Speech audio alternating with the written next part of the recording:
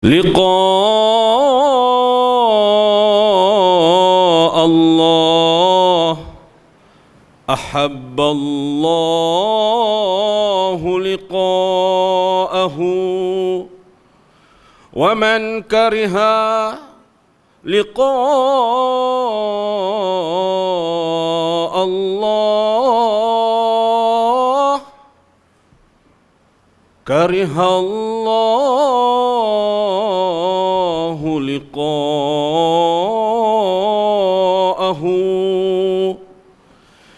Siapa yang suka bertemu Allah, Allah juga suka bertemunya. Dan sesiapa yang tidak suka bertemu Allah, Allah juga tidak suka bertemunya.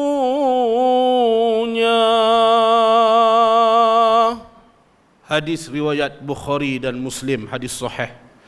Tuan-tuan, siapa yang suka bertemu dengan Allah, Allah juga suka bertemu dengannya. Siapa yang tidak suka ataupun yang benci bertemu dengan Allah, maka Allah juga benci untuk bertemu dengannya. Oleh yang demikian, ambil peluang sebulan di bulan Ramadan untuk mendekatkan diri kita kepada Allah Subhanahu wa ta'ala, untuk bertemu Allah. Dan Allah juga suka untuk bertemu dengan kita di bulan Ramadan. Jangan sesekali kita berasa benci ataupun tidak suka untuk bertemu dengan Allah, dalam erti kata tidak mendekatkan diri dengan Allah, tidak datang masjid, tidak datang surau, tak mai tarawih, tak tadabbur Al-Quran, tak talaqi Al-Quran, tak tilawah Al-Quran, tak tadarus Al-Quran, jauh dengan Allah. Maknanya dia tak suka untuk bertemu dengan Allah. Siapa nak bertemu dengan Allah, hendaklah ia membaca Al-Quran ataupun ia solat. Siapa yang nak Allah bertemu dengan dia, baca Al-Quran. Siapa yang nak bertemu dengan Allah, solat. Solat ialah kita nak berhubung dengan Allah. Siapa yang nak Allah berhubung dengan dia, baca Al-Quran. Tuan-tuan, bulan ni futihat abwabus sama, Allah buka pintu langit. Futihat abwabul jannah, Allah buka pintu syurga seluas-luasnya bulan Ramadan. Tidak ada walau sehelai kertas sekalipun di antara Allah dengan hambanya ada sempadan, ada roblok, ada pemisah, ada pertahanan ataupun ada penghalang untuk hambanya dengan sang penciptanya, yaitu Allah Subhanahu wa ta'ala. Tidak ada walaupun sekeping sehelai kertas sekalipun yang menghalang hubungan hambanya dengan Allah Subhanahu wa ta'ala di bulan Ramadan. Tuan-tuan, sebab itu bulan Ramadan paling mudah Allah menerima hambanya, taubat hambanya, permohonan ampun, minta ampun hambanya, berdoa hajat, permintaan hambanya, segala-galanya Allah pemudahkan, Allah tunaikan dengan sebab bulan Ramadan yang tidak ada pemisah ataupun roblok, penghadang, penghalang untuk bertemu dengan Allah. Bulan lain kita berdoa, kita ada lapisan 7 langit. Di antara setiap pintu langit dikawal, dijaga oleh setiap malaikat.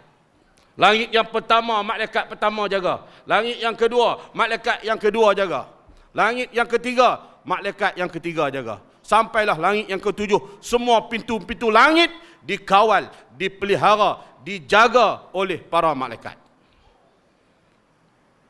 Amalan-amalan kita nak naik ke langit, tuan-tuan, ditapih, disaring oleh semua malaikat yang jaga 7 langit. Kata ulama, langit yang pertama pun kita sudah fail, gagal untuk nak naik ke langit yang kedua. Langit yang pertama, malaikat kata, ini amalan siapa ni? Tak ikhlas, riak, ujub, sum'ah dan sebagainya. Tendang, turun balik. Tak layak diangkat naik ke langit. Tuan-tuan, tu langit pertama. Lepas langit pertama nak kena pergi langit kedua pula. Malaikat yang kedua pula, yang jaga langit kedua, tengok-tengok amalan kita. Oi, dia ni bagian, tak ikhlas dan sebagainya. Nak tendang, turun balik. Ingat, senang amalan kita nak naik ke langit yang ke-7 tu, tuan-tuan.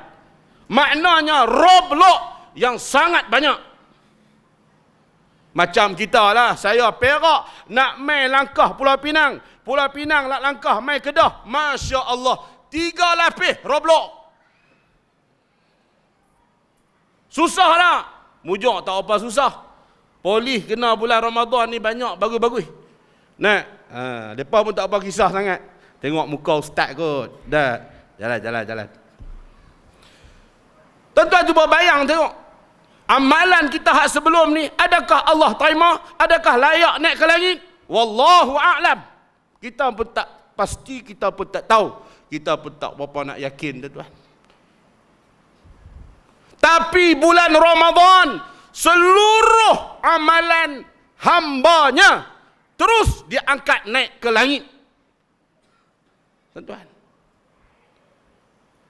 Sebab tu kalau geng tarik duit, kawan saya melawak dengan saya, dia kata kalau tarik duit, tarik bulan Ramadan. InsyaAllah dapat. Tak tahu, wallahualam lah geng tarik duit punya cerita. Sebab apa, tuan-tuan? Sebab tak ada saringan, tak ada hijab. Tiada pemisah di bulan Ramadan. Ni langit terbuka seluas-luasnya.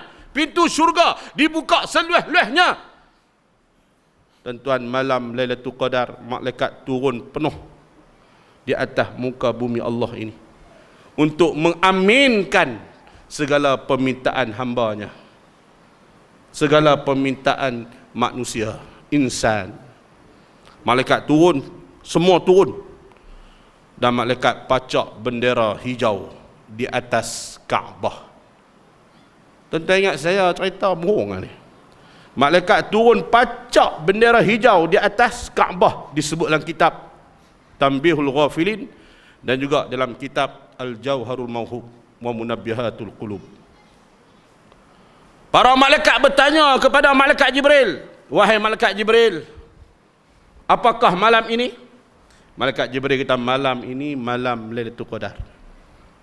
Wahai semua malaikat, turun untuk sentuh, untuk bersalam, untuk mengaminkan doa-doa hamba-hamba yang bangun untuk menghidupkan malam mereka.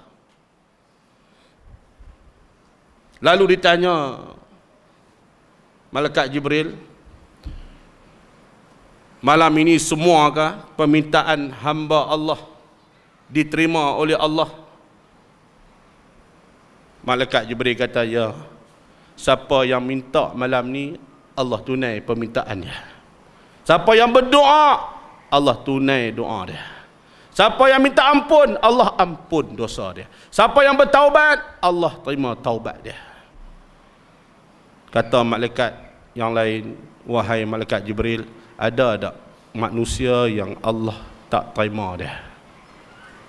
Lalu malaikat Jibril kata, ada 4 golongan yang malam Lailatul Qadar Allah tak pandang dia, tak tilik dia, tak ampun dia, tak maafkan dia, Allah tak pedulikan dia.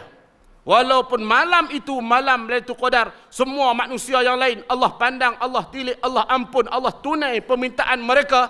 Rupa-rupanya kata malaikat Jibril, ada 4 golongan ni yang Allah tak pandang dia, tak tilik dia, tak maafkan dia.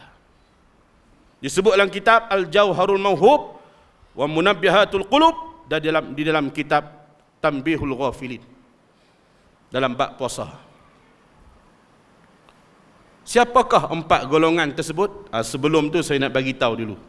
Suatu ketika mana Nabi nak naik baca khutbah, tiba-tiba datang malaikat Jibril. Malaikat Jibril kata apa? Man adraka Ramadan falam yughfar lahu ab'adahu Allah, qul amin. Faqala Rasulullah sallallahu alaihi wasallam, amin. Siapa yang melepasi bulan Ramadan, siapa yang masuk bulan Ramadan, siapa yang melalui bulan Ramadan, falam yughfar lahu, maka tidak diampuni baginya dosa-dosanya yang telah lalu. Ab'adahullah, nescaya ia semakin jauh daripada rahmat Allah. Qul amin, katakanlah amin wahai Muhammad.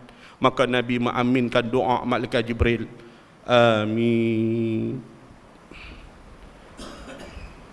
Sebab apa Nabi memperkenankan doa malaikat Jibril? Nak bagi tahu bahawa bulan Ramadan paling mudah Allah ampun dosa-dosa hambanya. Paling mudah Allah tilik, Allah pandang, Allah maafkan hamba-hambanya. Tiba-tiba ada juga golongan yang Allah tak pandang, tak tilik, tak maaf, tak ampun dia. Lalu malaikat Jibril kata ada 4 golongan. Yang pertama ialah orang yang mengekalkan minum arak. Bahasa junjung, orang yang mengekalkan minum ketum cakoroi. Ketum buat ubat tak apa, Syekh. Setakat secawan 2. Nah, untuk kecil manis darah tinggi. Ni balun sampai menerak bawah meja. Mabuk, pening. Jaga. Allah tak pandang dia.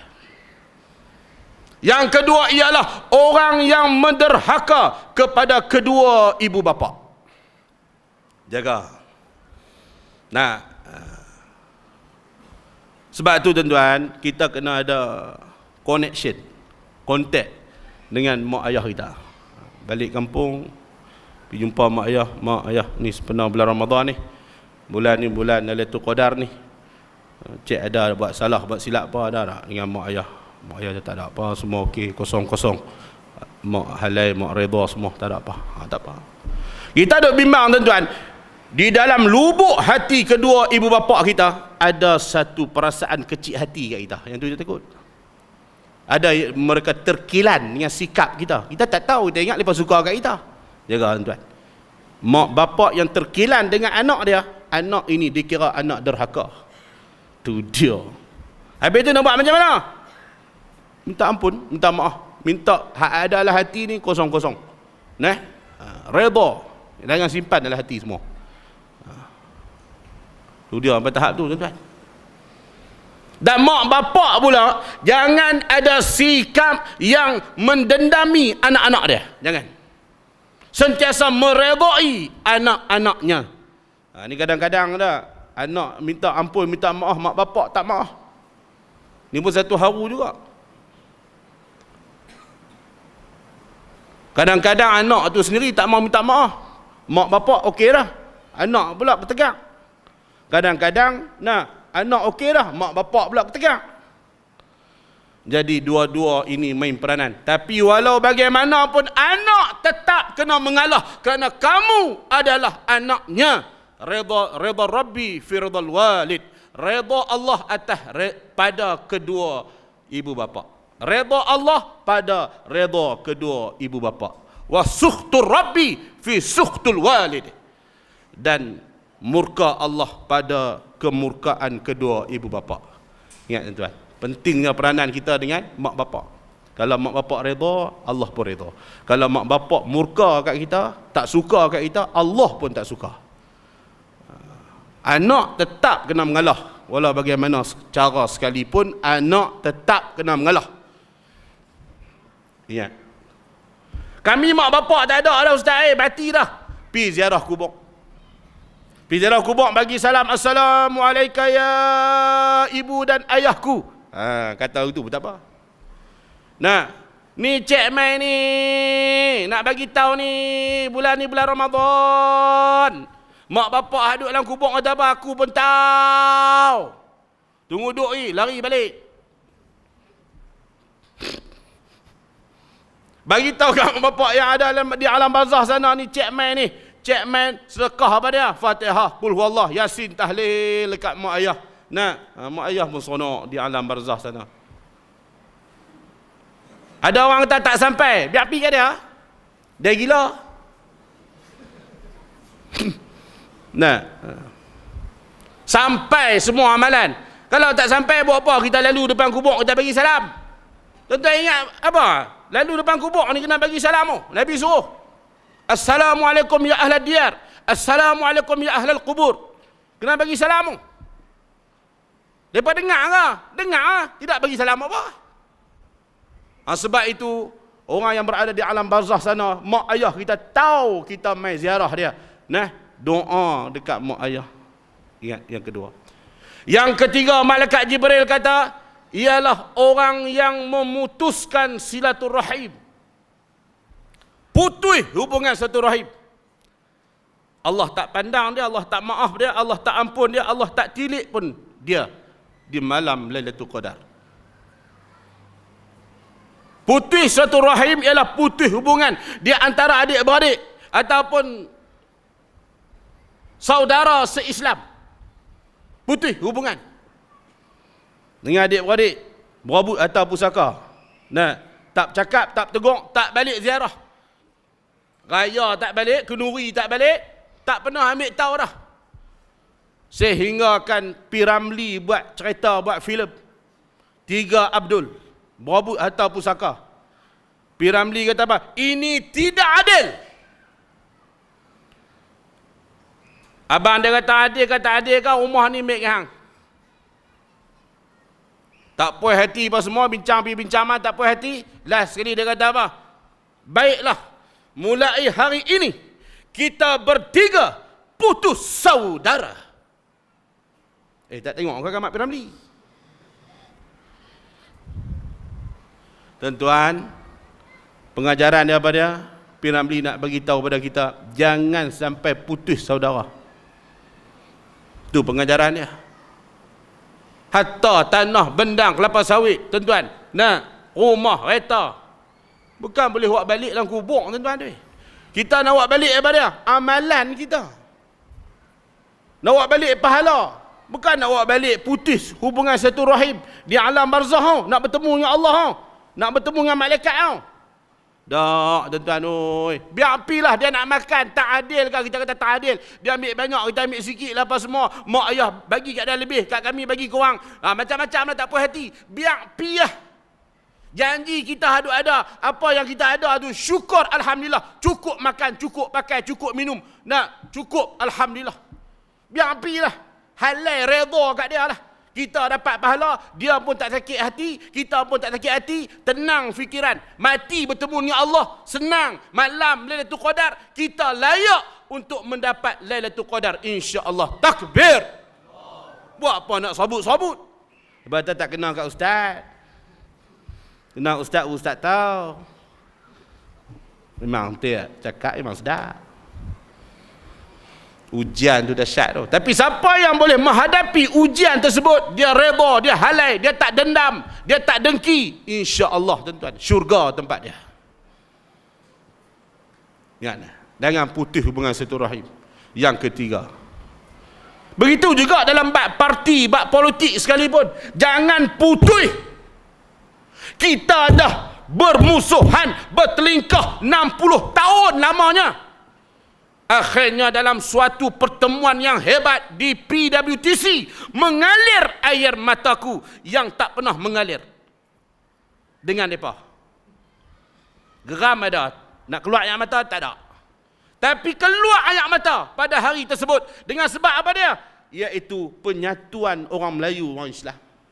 Ukhuwah Islamiyah. Semua nawaitu niat kerana Allah, kerana agama, kerana bangsa, kerana negara, semua bersatu pada hari itu dan tidak mau lagi putus hubungan lagi. Semua nak bersatu sampai bila-bila.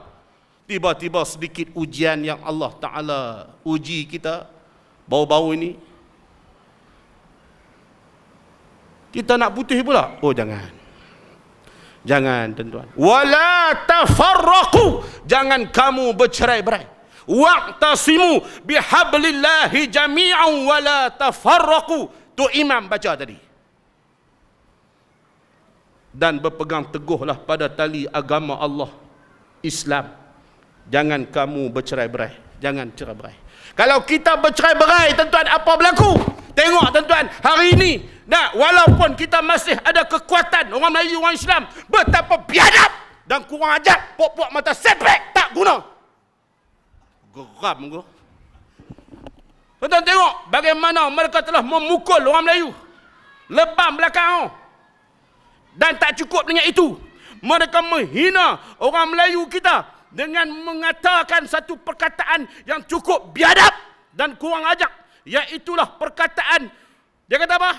You mau ikut saya atau ikut Allah? Saya boleh tembak you. Saya mau tengok Allah boleh tolong ke? Tengok. Sebab dua orang pemuda ni puasa di bulan Ramadan, dia tak puas hati. Budak ni puasa, dia belasah, dia pukul, dia ugut dengan pistol. Dia kata apa? Saya boleh tembak you. You mau tengok Allah boleh tolong ke? Dan dia kata apa lagi? You mau ikut saya atau ikut Allah? Kurang ajar. Bangsa tak guna ni. Ni harakam ni. Dumpa yang aku katuk mampus. Kurang ajar sungguh. Bangsa menumpang tak sedar diri. Nah, menghina Allah, menghina puasa, amalan ibadat umat Islam, orang Islam di atas muka bumi negara kita Malaysia. Hanya kurang ajar sangat. Wahai mata sepek, puak-puak tak guna, bangsa menumpang duduk di atas muka bumi negara kami. Tunjuk sikap komunis, jauh yang sangat melampau-lampau. Takbir. Sekali lagi aku nak pesan. Hampa buat macam tu lagi, seluruh persatuan-persatuan pekida, NGO dan sebagainya akan bergabung. Hampa mampus dengan kami. Saya tak geram sangat, tuan-tuan. Kalau dia belasah orang Melayu kita tu, saya boleh terima lagi. Tapi bila sebut perkataan menghina Allah, menghina ibadat orang Islam, puasa, ini suatu perkara yang cukup kurang ajar dan biadab. Perangai komunis. Han rakam ni. Nanti. Hantar pergi ke babak ni. Kita ni nak sejuk dah, tuan-tuan. Tak mau nak panas dah. Saya pun tak larat dah naik Bukit Aman. Letih dah. Dah jadi kerajaan ni kalau boleh tak mau mengamuk dah. Kalau boleh nak syok ya, nak sejuk ya, nak cool and steady. Tapi bila jadi lagu ni, boy. Nak dan naik syekh balik. Minta maaf, tuan-tuan. Minta ampun, minta maaf. Meja ni esok beli lain. Mak kurang ajar. Kaya pula tu. Aset harta yang dirampas sebanyak 28.45 juta. Jumpa dengan jongkong mah 100 kilogram. Tu dia. Dengan pistol, dengan macam-macam alat senjata. Polis PDRM ambil tindakan. Nah, tangkap dah. Tadi Yusuf Azmi mengamuk, ayah skuad badai pun mengamuk. Malam ni aku mengamuk. Nah, kita kena tunjuk, tuan-tuan, taring kita, bisa kita, kekuatan kita orang Melayu. Kalau kita biar, tuan-tuan, puak-puak ni tak arti takut, tak arti nak hormat bangsa Melayu, orang Islam di atas muka bumi negara kita. Betul atau tidak? Takbir. 20 pun tak apa malam ni. Gata 8. Batu apa tunggu aku balik. Yang keempat, kata malaikat Jibril alaihi salam, ialah orang yang masyahin. Masyahin bermakna masarim, iaitu tidak berteguk siapa lebih daripada 3 hari. Orang yang tak berteguk siapa lebih daripada 3 hari. Jaga. Ustaz, tak sama kan dengan putus silaturahim? Tak sama. Tak sama. Putus silaturahim, putus terus. Tak tak ambil tahu dah, tak mau tengok dah, tak mau jumpa dah, tak peduli dah. Itu putus silaturahim. Tak tegur ni, dia jumpa lagi. Surau yang sama. Surau ni nama apa? Al-Hidayah. Surau Al-Hidayah. Tapi seorang masuk pintu tu, seorang masuk pintu ni. Contoh, bukan orang sini Contoh ya. Sini semua bagus-bagus. Tuan-tuan, duduk semayang satu jemaah, seorang duduk sah hujung tu, seorang sah hujung ni. Tak nak bersalam sekali lagi, dia kena tu. Wiu. Korang ni pula, wiu kat tu. Tak mau belaga. Zaman sebelum Covid. Lah Covid, dia kata apa? Terima kasih Covid. Pasal kamu lah, tak payah bersalam dah lah ni. Lega. Ada tak jenis ni tuan? Ada. Kenuri kenara. Boleh ada dua orang main sekali. Tapi seorang duduk sana, seorang duduk sini. Lah bukan kata orang surau, orang masjid. Cikgu, saya pergi ceramah baru ni. Cikgu tu kata apa? Ustaz, kami pun ada. Cikgu sekolah. Kami ni duk mesyuarat guru besar apa sekali. Nak buat program apa sekali. Tapi tegur tak, cakap tak. Tapi ada program sekali. Dalam surau dah sekali. Sama tak? Kita pun. Tapi nak tegur tak. Alasan apa dia? Meluat. Tanya sebab apa? Meluat. Tanya kawan ni awak, meluat. Tanya kawan ni, meluat. Alasan meluat. Tak tegur lebih daripada 3 hari. Jaga. Malam Lailatul Qadar, dia tak layak dapat Lailatul Qadar. Allah tak pandang, tak maaf, tak ampun, tak tilik dia. Tu dia. Habis tu ustaz nak buat macam mana? Kami dah lama dah tak bercakap ni. Nak mula macam mana? Macam ni, saya nak ajak. Pergi dekat dia. Assalamualaikum. Bagi salam. Dia jawab. Waalaikumsalam. Walaupun dia pun tak apa. Janji dah berteruk. Kita kata ambil, dah bagi salam pun dah. Jawab pun ni. Kita kau suka aku meluat dengan kabin ni. Kurang mahal ni. Tak apalah. Kurang-kurang teguk juga. Geng-geng hatap cakap ni. Pastikan malam ni bagi salam. Itulah perkataan ataupun teguran yang baik. Percakapan yang baik bagi salam. Tak payah cakap pun apa, tak apa. Tak cakap pun tak apa. Tapi jumpa dia, bagi salam. Assalamualaikum. Dia jawab, Waalaikumsalam. Tak apa, janji dah bercakap. Kalau tidak tuan-tuan, kita masuk malam Lailatul Qadar, Allah tak pandang kita. Maka 4 golongan ni yang disebut oleh malaikat Jibril, Allah tak pandang, tak tilik, tak maaf, tak ampun dia di malam Lailatul Qadar. Saya harap tuan-tuan, seluruh muslimin dan muslimat, pastikan tidak ada 4 penyakit ini insya-Allah. Boleh? Kalau ada, malam ni juga kita bertaubat, memohon ampun dan kita menyelesaikan masalah ini dengan segera. Cari balik adik-beradik. Hubungi mak ayah balik. Jumpa kawan hatap cakap, tegur balik. Tidak letih saja kita pulun qiyamul lail setiap malam. Okey, baik. Dan seterusnya tuan-tuan, saya nak bagi tahu pada tuan-tuan, bulan Ramadan, ubat paling berkesan ialah puasa. Orang kecil manis, darah tinggi, puasa, alhamdulillah, tak payah makan ubat bulan ni. Senaman yang paling baik, solat tarawih tuan-tuan. Bukan kata 8, balik sekali lagi, sambung lagi.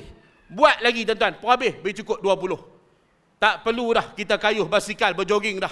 Solat bagi banyak ya. Insya-Allah itulah senaman yang cukup baik untuk tubuh badan. Dan yang ketiga, untuk mendapat ketenangan jiwa. Kita sabut jiwa kacau, sabut. Baca Al-Quran bagi habis 30 juzuk bulan ni tuan-tuan. Bagi habis 30 juzuk bulan ni. Buat dah lagu mana pun. Insya-Allah ketenangan jiwa tu akan meresap masuk dalam hati sanubari tuan-tuan. Ingat. Dan saya sebut sebelum saya berhenti kuliah tazkirah malam ini, ada beberapa doa yang cukup mustajab. Antaranya ketika mana bersahur, ketika mana berbuka puasa dan ketika mana berpuasa. 3 waktu ini cukup mustajab doa. Ketika bersahur, ketika mana berbuka puasa, ketika mana kita berpuasa. 3 waktu ini sangat mustajab. Maka saya minta pada tuan-tuan muslimin dan muslimat, supaya berdoa kepada Allah Subhanahu wa taala dengan doa yang baik-baik. Doa pada suami, doa kepada anak, doa pada isteri supaya jadi isteri yang solehah, suami yang baik, nah, anak yang soleh, anak yang solehah. Dan jangan lupa untuk doa ini. Bagi pejuang Islam, bagi orang yang berjuang untuk Islam, jangan tinggal doa ini. Kita dah buat kerja dah, kita dah mesyuarat dah, kita dah gerak kerja dah, macam-macam kita dah buat untuk nak memenangkan Islam. Tetapi senjata yang paling ampuh, yang paling tajam untuk pejuang Islam, ad-du'a silahul mu'min. Doa itu senjata bagi orang mukmin. Maka ambil peluang tuan-tuan, ketika mana berbuka puasa, lepas Allahumma laka sumna wa bika amanna wa ala rizkika aftarna birahmatika ya arhamar rahimin. Ya Allah, berilah kemenangan kepada Islam. Ya Allah, satukan hati orang Melayu, orang Islam, supaya kami tidak berpecah. Ya Allah, ya Allah, berilah kekuatan kepada kami untuk menghadapi musuh-musuh Islam. Ya Allah, jangan tinggal doa tu tuan-tuan. Tiap-tiap kali lepas pada kita baca doa Allahumma laka sumna. Dan juga ketika mana bersahur, jangan tinggal. Mudah sangat hanya bercakap, hanya mengadu, hanya meminta, hanya berdoa kepada Allah. Allah tunaikan tuan-tuan, insya-Allah. Kita yakin PRU yang ke-15, berkat doa kita di bulan Ramadan, Allah akan memberi kemenangan kepada orang Melayu, orang Islam, perjuangan Islam di atas muka bumi negara kita ini, insya-Allah. Takbir! Takbir! Takbir! Walillahil hamd. Mai saya sambung dengan solat witir, insya-Allah. Wallahu a'lam. Sebelum aku terlupa, tutup dulu. Di luar